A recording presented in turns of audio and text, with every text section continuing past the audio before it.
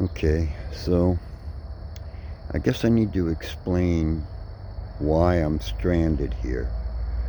I'm in Kentucky, a place of a whole lot of hills, and many during the course of the day I actually have to end up pushing up, getting off the bike and pushing it.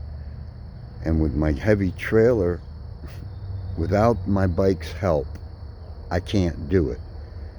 Now, it has what you call walk assist. It has pedal assist. When you're pedaling, it'll do its thing. But walk assist is when you're in that situation to where you have to get off the bike and push it. On walk assist, you use the throttle and it just goes down to low torque on the motor and helps you get up over the hill as long as you're pushing. And it's worked great. It's gotten me over every hill until it didn't. When it stopped, the whole throttle no longer works. And I can't get up over them hills. I'm in the middle of Kentucky, still in the middle of hill country.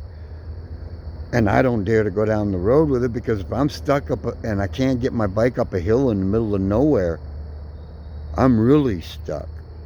As it is right now, I'm stranded where there's a couple of truck stops right here and not much else.